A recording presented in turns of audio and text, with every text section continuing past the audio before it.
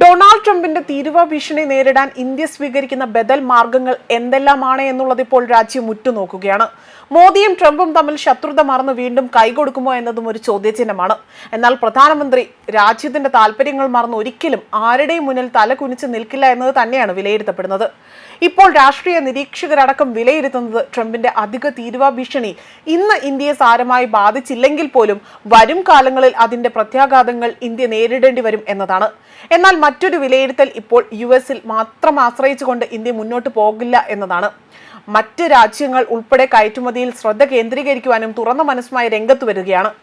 ആയതിനാലും ട്രംപിന്റെ ഉർവശി ശാപം ഇന്ത്യക്ക് ഒരു കണക്കിന് നോക്കിയാൽ ഉപകാരമേ ചെയ്തു എന്നതാണ് മറ്റൊരു വിലയിരുത്തൽ. ഇവിടെ സമ്മിശ്രമായ വിലയിരുത്തലാണ് പല രാഷ്ട്രീയ വിദഗ്ധരും പറയുന്നത്. അവർ പറയുന്ന കാര്യങ്ങൾ ചിലത് ഇങ്ങനെയാണ്. ഇന്ത്യയിൽ നിന്നുള്ള കയറ്റുമതിക്ക് 50% തീരുവ ചുമത്തിയത് സമ്പദ് വ്യവസ്ഥയിൽ ഉടൻ വലിയ പ്രത്യാഘാതങ്ങൾ ഉണ്ടാക്കിയില്ലെങ്കിൽ പോലും ദീർഘകാല അടിസ്ഥാനത്തിൽ പ്രതിസന്ധി ഉണ്ടാകുമോ എന്നതാണ് വിലയിരുത്തൽ.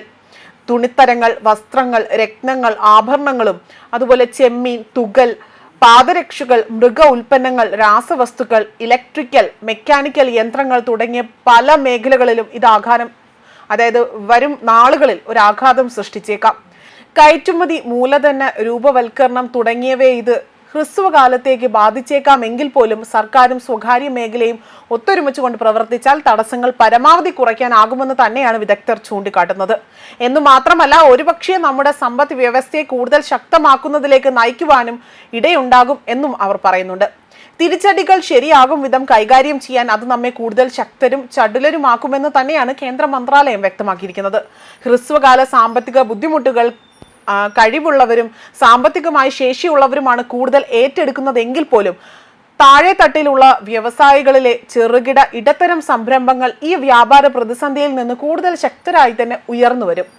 ഇത് ദേശീയ താല്പര്യങ്ങൾ മനസ്സിലാക്കിക്കൊണ്ട് പ്രവർത്തിക്കേണ്ട സമയമാണ് എന്ന് തന്നെയാണ് വ്യക്തമാക്കിയിരിക്കുന്നത്.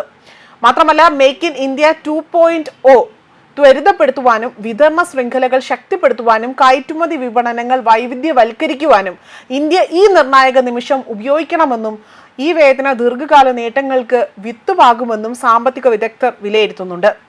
ഈ സാമ്പത്തിക വർഷത്തിന്റെ ആദ്യ പദത്തിൽ തന്നെ ഇന്ത്യയുടെ GDP 6.8%-നും 7%-നും ഇടയിൽ വളരുമെന്ന് കഴിഞ്ഞയാഴ്ച തന്നെ SBI റിപ്പോർട്ടുകൾ വ്യക്തമാക്കിയതാണ്. അതായത് SBI റിസർച്ച് റിപ്പോർട്ടിലാണ് ഇക്കാര്യങ്ങൾ സൂചിപ്പിച്ചിരിക്കുന്നത്.